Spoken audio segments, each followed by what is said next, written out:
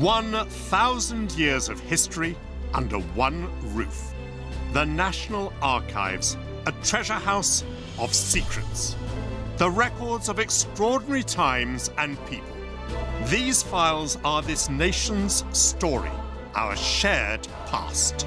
Documents housed here were highly classified, intended for the eyes of only the privileged few, protected from your sight for decades, but not now.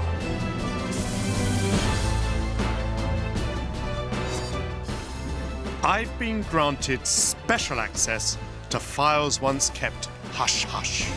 I'll unearth amazing tales from our hidden history. Forget what you've been told. These documents tell the truth.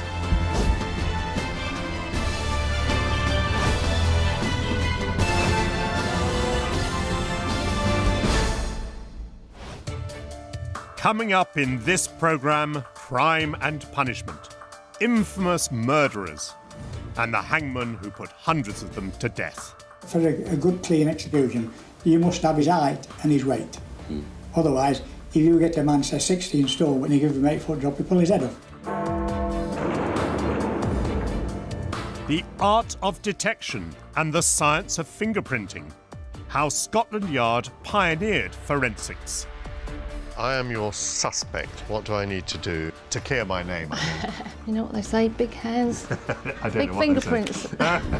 Consulting detective. And a new mystery for Sherlock. Why did so many believe that Conan Doyle's fictitious sleuth was real?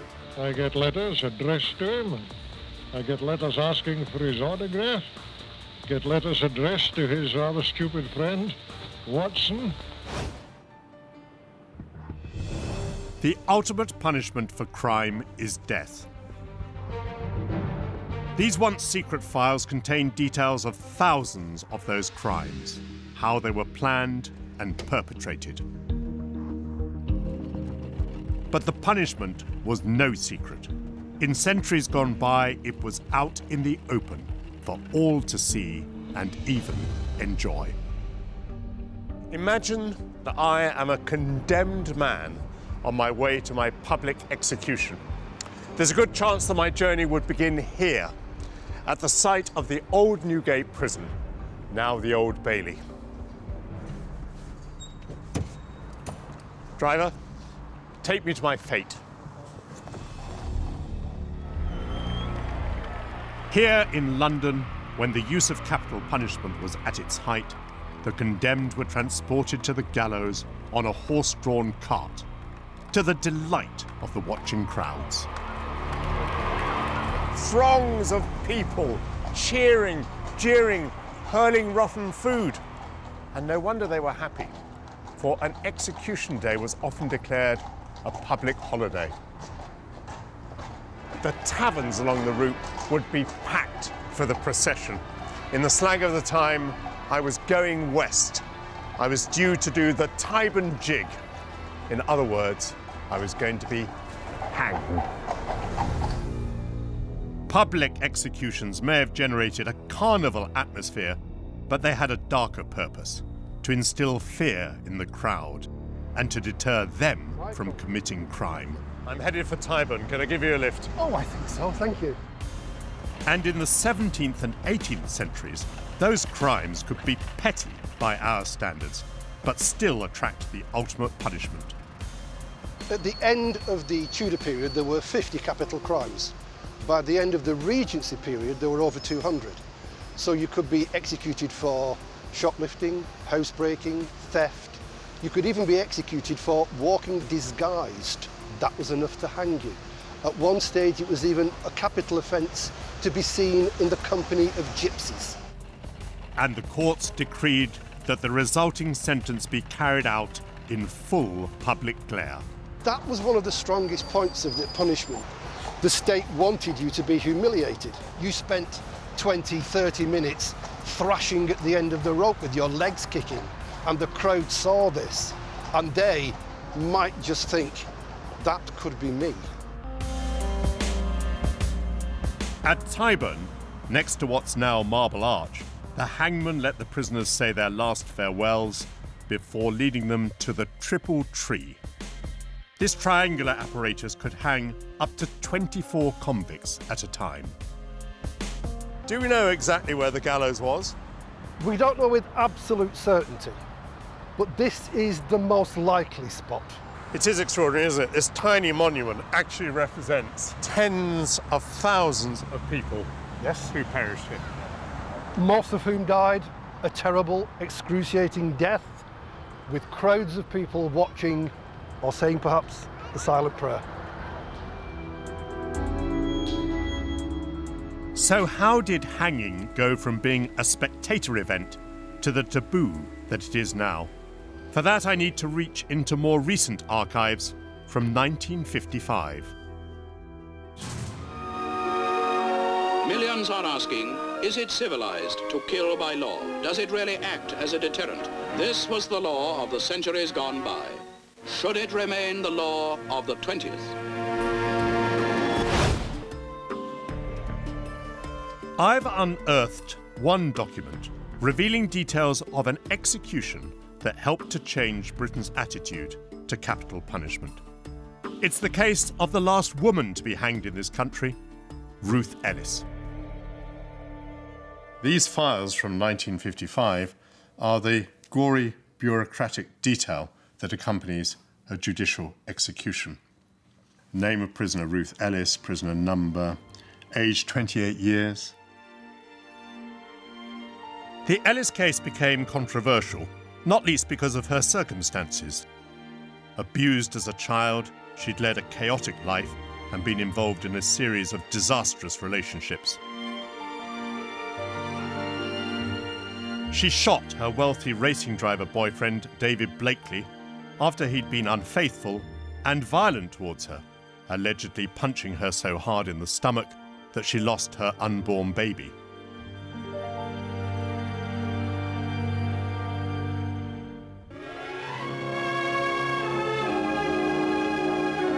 On June the 21st, Ruth Ellis was found guilty of murder at the Old Bailey and sentenced to death in accordance with the law.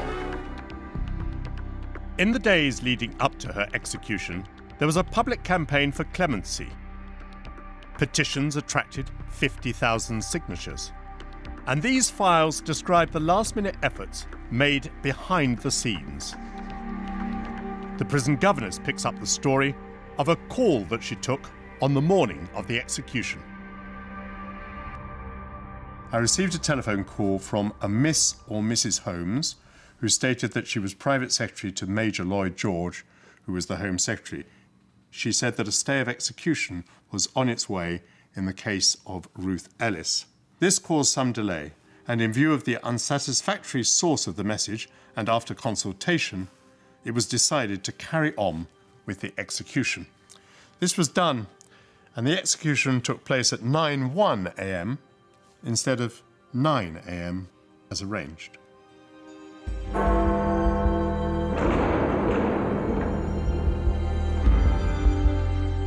The man who carried out the hanging was Britain's most famous executioner, Albert Pierpoint.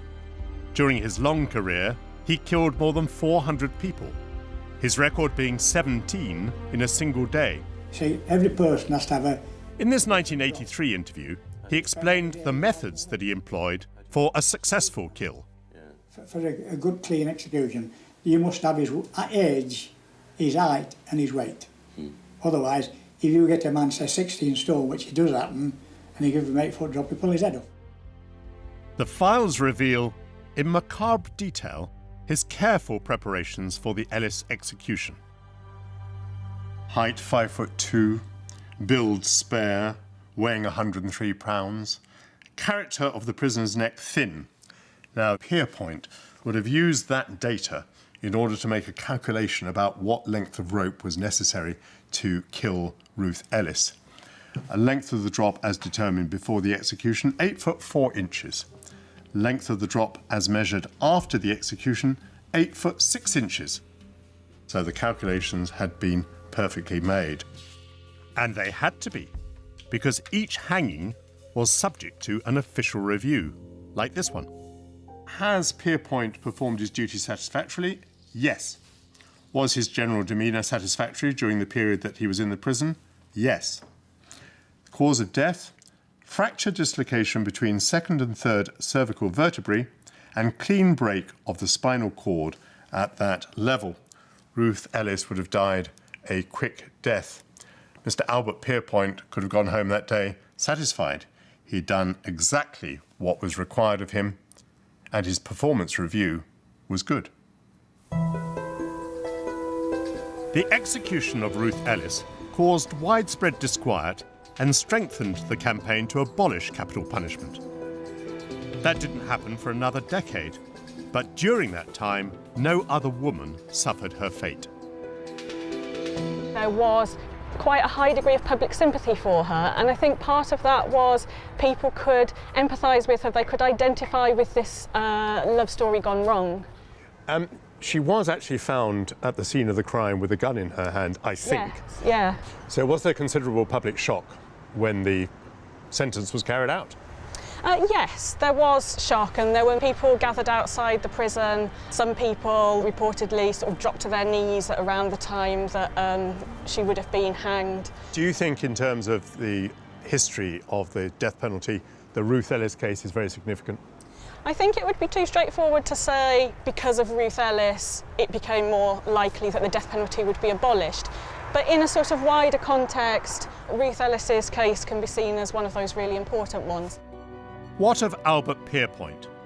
Less than a year after he executed Ellis, the most prolific hangman in British history finally retired. He wrote an autobiography, in which amazingly he spoke out against the efficacy of capital punishment. It is said to be a deterrent. I cannot agree.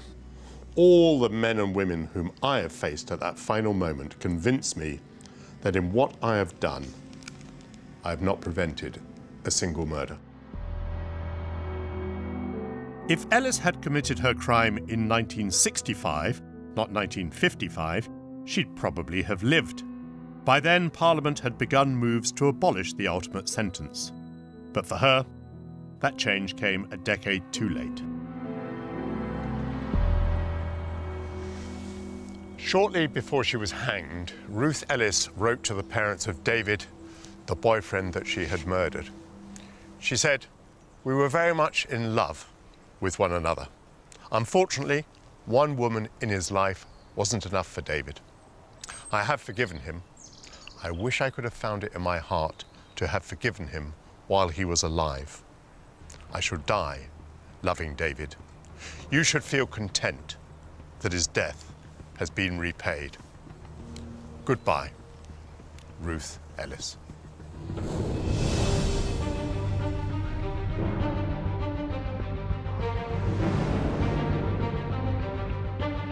The name Scotland Yard has long been associated with cutting-edge investigative techniques, and many brilliant detectives have passed through its doors. But could any of them measure up to Britain's most celebrated crime fighter? This hat is widely worn in Scotland, yet you're already thinking Sherlock Holmes, an elementary demonstration of the power over our imagination exercised by the fictitious detective a century after he was created by Sir Arthur Conan Doyle. But have you ever fallen into the trap of thinking that the great sleuth was real? Well, Watson, what do you make of it? Me, Holmes? You know my methods. Apply them. Scotland Yard has thick files of people who wrote in asking the whereabouts of Sherlock Holmes. This one comes from Odessa in present-day Ukraine. Will you do me the favour of informing me where the great detective Sherlock Holmes is and what is his position? I want this information badly, as I've had a bet with the great inspector named von Lange, who says Sherlock Holmes never existed. And it's signed Nikolai Ivanovich Novoselsky, who turns out to be the secretary of the Odessa Suburban Police. I suspect that the Yard's top brass considered letters like this to be a bit of a nuisance.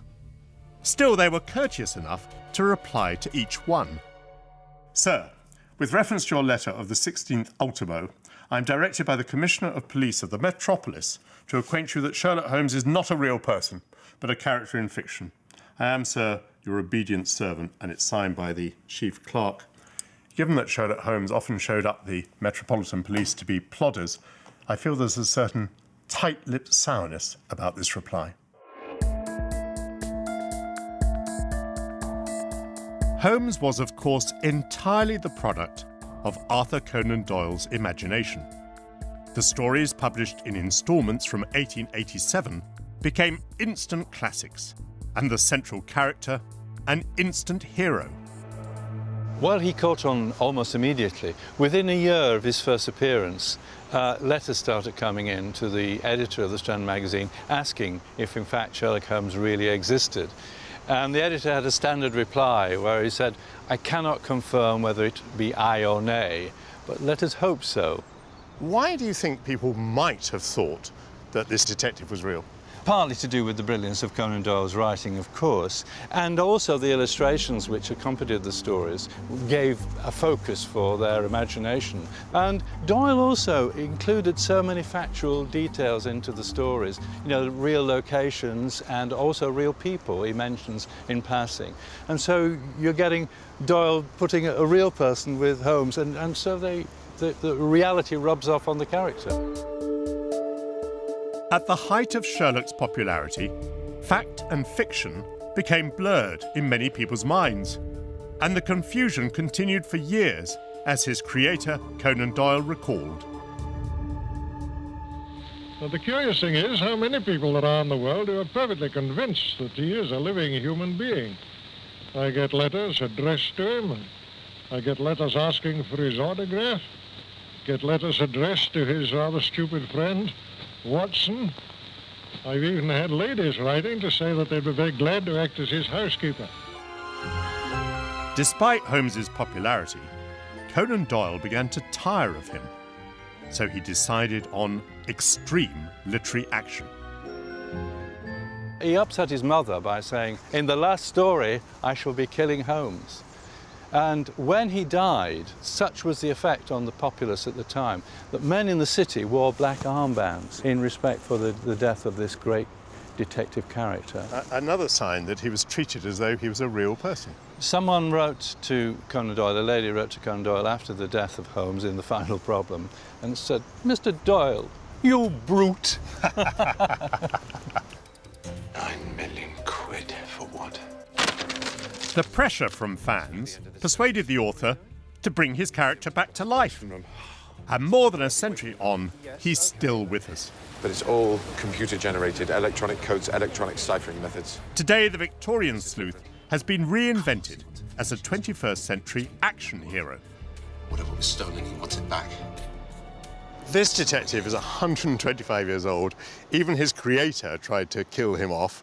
And yet, even today, people love him and even find him realistic. Why? Well, he's a magical character, enigmatic, a superhero. Sherlock? Where is it quickly? Where?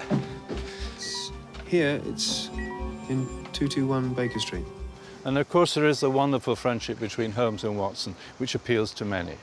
But there's something about him that appeals to the heart, and you can't fully explain that, but those who feel it know it. The cipher! The book! It's the London 8% that they use.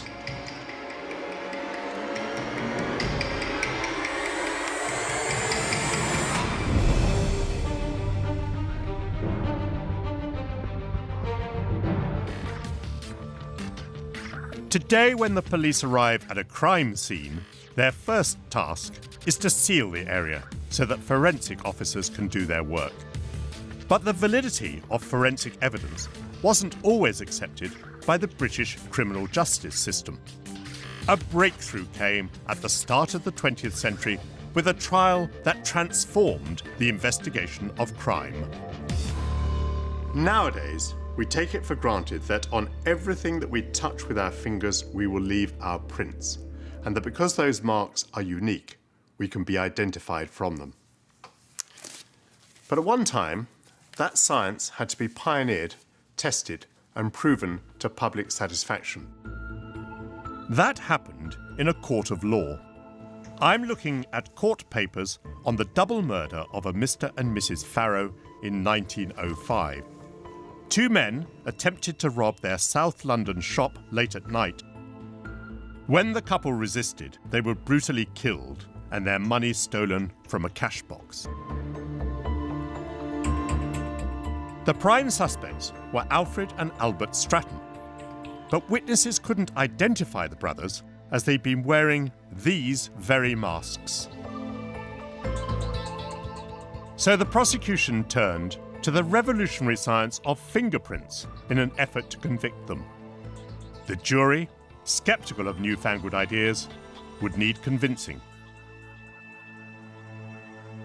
The files that I have here record that very moment in history when public suspicions were overcome, the occasion on which an expert witness, Charles Collins, was able to convince a jury to convict the Stratton brothers of the crime of murder based on a fingerprint.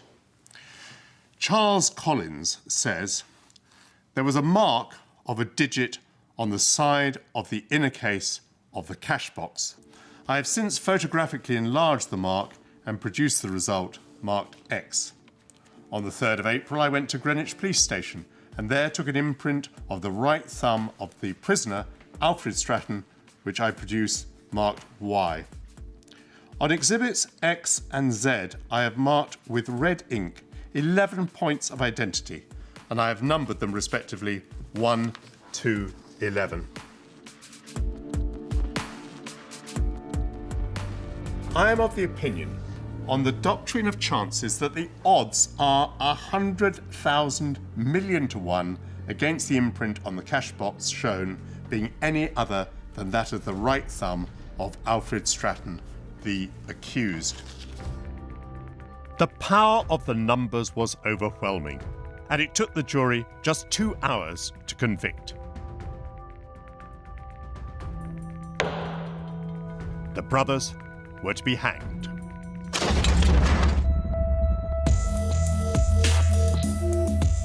"110 years have passed since the Stratton case, but basic fingerprinting science remains the same. Today, former fingerprint expert for the Met, Janice Runacres, is going to take my dabs. There's a first time for everything." Right, I am your suspect. Okay. What do I need to do to clear my name, I mean? Make a fist with your right hand and then roll carefully Roll across. it. Try not to press hard at all, otherwise they will be blurry. Really gently and lift up. Perfect. Oh, how's that? That's perfect. There certainly is a knack to it, and the results are definitely worth all the care and effort. Do you mind if I have a look Certainly. myself? It's extraordinary how much you see, isn't it? Yes, it's all the individual characteristics that we are looking at. So when a ridge changes direction or stops abruptly, we call that ridge ending. If it forks into two, we call it a bifurcation. And it's those individual characteristics that form our identification process. Are our fingerprints always the same throughout our life? Yes, they are. They're formed whilst the fetus is in the womb. Then by 6 months, all the characteristics are fully formed on the pads of the fingers and on the soles of the feet. Back in 1905, it must have been extremely hard for the Stratton brothers to understand how carelessly leaving a thumbprint would lead them to the gallows. Is that one nice and clear? That's lovely and clear. Lots of clarity here, lots of definition. Yeah, that would be good. And we're going again, are we? Well, we're just going to put your 4 fingers flat down, straight down, and then lift up. And then you've got to get them into this silly little box. So you've got Right. big hands here. You know what they say, big hands, I don't big know what fingerprints. they say.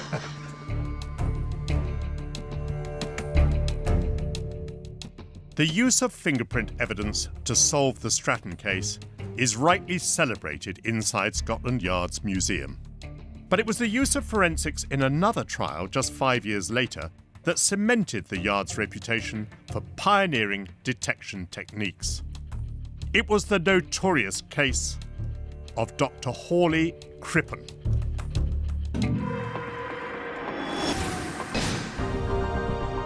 Here, in about half a dozen images, is told the story of a murder that gripped Britain in 1910. The disappearance of Crippen's American wife, Cora, seemed initially a mundane affair, until some months later, when the police made a gruesome discovery at the home that she'd shared with her husband. Officers began to investigate, and they discovered a shovel, which Crippen used to use, and apparently he had dug a grave in his cellar for bits and pieces of his wife. Dr. Crippen insisted that Cora had left him months earlier. If the police wanted to put him on trial, they had to prove that the headless body parts were hers. So they turned to the new science of forensics. What could the police do with the evidence of parts of her body in 1910? Bearing in mind that there was partial putrefaction, they were in a pretty terrible state, they had to call in the experts, people from St Mary's Hospital, Paddington, which by this time had built up quite a reputation, pioneering fields of medicine, toxicology, bacteriology, and indeed pathology. If it was Mrs Crippen, she would have had a scar as resulting from an operation she had in America in the 1890s. That was very, very important. Tests did discover a scar on the remains, providing the police with crucial evidence that the body was indeed that of Cora. And not only that, the forensic team discovered that before being mutilated, she'd been poisoned with the deadly narcotic hyoscine. Now this is very, very significant because Crippen had bought 5 grains of hyoscine, which I may add is between 5 and 10 times a fatal dose, to chemists in London about a fortnight before Mrs Crippen disappeared. Now, how new then was it at that time for Scotland Yard to be able to make deductions about the toxicology? Was this novel? This is very new. This is really pioneering stuff. Very, very important. It's a landmark case in that respect. As the net tightened, Crippen fled with his mistress aboard a ship bound for Canada. But when its captain recognised them, he used the innovatory ship-to-shore telegraph to alert Scotland Yard. And as their ship arrived, officers were waiting to arrest the couple. Crippen's trial was a global sensation.